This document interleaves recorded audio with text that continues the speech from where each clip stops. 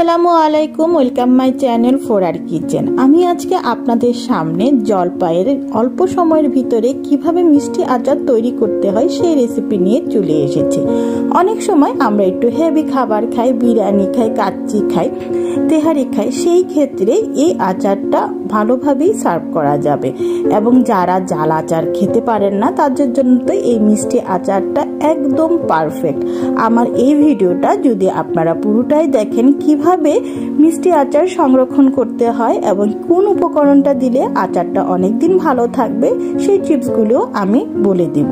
তবে চলুন শুরু করে দিই, দেখে নিই কিভাবে অল্প সময়ের ভিতরে জলপাইয়ের মিষ্টি আচারটা তৈরি করতে হয়।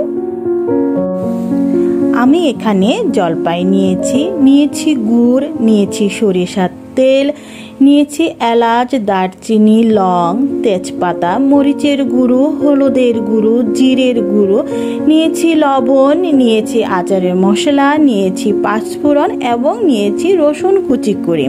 আমার এই সব উপকরণের পরিমাপ আমি আমার ডেসক্রিপশন বক্সে দিয়ে দিব। আমি এখানে জলপাইটাকে ভেঙে নিয়েছি।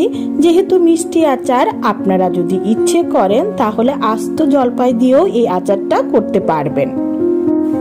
আমি একটি কড়াইয়ে তেল গরম করে নিয়েছি, নিয়ে এখানে আমি দিয়ে দিচ্ছি এলাচ, দিয়ে দিচ্ছি দারচিনি, তারপরে আমি এখানে দিয়ে দিলাম শুকনো মরিচ, এরপরে আমি এখানে দিয়ে দিলাম তেজপাতা, দিয়ে ভালোভাবে তেলটাকে ফুটিয়ে নিচ্ছি।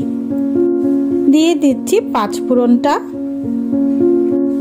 তেলটা ফুটে গেলে আমি এখানে দিয়ে দিব রসুন কুচিটা, দিয়ে দিলাম সব গুঁড়ো মশলাগুলো, দিয়ে দিলাম জলপাই দিয়ে ভালোভাবে নেড়ে দিব যেন সব মশলাগুলি জলপাইতে ভালোভাবে লেগে যায়। এখন আমি দিয়ে দিব লবণ, দিয়ে ভালোভাবে নেড়ে নিব। এখন আমি দিয়ে দিব গুড়। আমি আমার স্বাদ মতন গুড়টা দিয়েছি, আপনারা যদি আরো বেশি মিষ্টি খেতে চান আপনাদের স্বাদ মতন গুড়টা দিয়ে দিবেন। গুড় দিয়ে ভালোভাবে নেড়ে দিচ্ছি। গুড়টা আস্তে আস্তে গলে যাবে, গলে একদম এই জলপাইয়ের সাথে মিশে যাবে।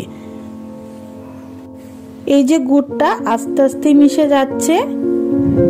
এখন আমি দিয়ে দিব আচারি মশলাটা। ভালোভাবে মশলাটা নেড়ে আচারের সাথে মিশিয়ে দিচ্ছি। যেহেতু মিষ্টি আচার গুড় দেওয়া আছে সেই ক্ষেত্রে এই আচারটা একটু আঠালোই হবে। আমার আচারটা প্রায় হয়ে এসেছে। এখন আমি এখানে দিয়ে দিচ্ছি ভিনেগার। ভিনেগারটা দিলে কি হয়, আচারটা অনেকদিন পর্যন্ত সংরক্ষণ করে রেখে দেওয়া যায়। একদম তৈরি হয়ে গেছে। একদম অল্প সময়ের ভিতরেই জলপাইয়ের মিষ্টি আচারটা আমি তৈরি করে ফেললাম। এখন কিছু টিপস বলে দিচ্ছি কিভাবে মিষ্টি আচার আপনারা সংরক্ষণ করে রাখতে পারবেন।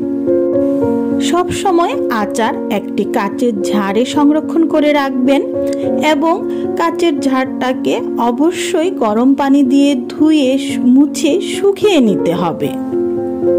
অবশ্যই ছোট ছোট ঝাড়ে সংরক্ষণ করবেন যেন একটা ঝাড় শুরু করলে খাওয়া তাড়াতাড়ি শেষ হয়ে যায়। মিষ্টি আচার সংরক্ষণের সময় ঝাড়ের নিচে অবশ্যই অল্প পরিমাণের লবণ দিয়ে তারপরে বয়ামের ভিতরে আচারটা সংরক্ষণ করবেন। আচারের বয়ামটাকে মাঝে মাঝে রোদ্রে দিবেন, তাহলে অনেক দিন আচারটা সংরক্ষণ করতে পারবেন। আর কেউ যদি চান ফ্রিজেও সংরক্ষণ করে রেখে দিতে পারেন। কেউ যদি বছর খানেকের জন্য আচার সংরক্ষণ করতে চান সেই ক্ষেত্রে 1 কেজি জলপাইয়ের ভিতরে 1 চিমটি সোডিয়াম বেনজোয়েট দিলে আচারটা আপনারা 1 বছরের মতন সংরক্ষণ করতে পারবেন। আশা করছি আজকের এই আচারের টিপসগুলি থেকে আপনারা অনেক উপকৃত হবেন। আমার এই জলপাইয়ের মিষ্টি আচারটা যদি আপনাদের ভালো লেগে থাকে তাহলে অবশ্যই আপনার ফ্যামিলি, ফ্রেন্ডস, ফ্যামিলি মেম্বারের সাথে শেয়ার করবেন। আমার চ্যানেলটা সাবস্ক্রাইব করবেন। সবাই সুস্থ থাকবেন, ভালো থাকবেন। আমার জন্য বেশি বেশি করে দোয়া করবেন আমি যেন সুন্দর সুন্দর রেসিপি আপনাদের সামনে নিয়ে আসতে পারি। আল্লাহ হাফেজ।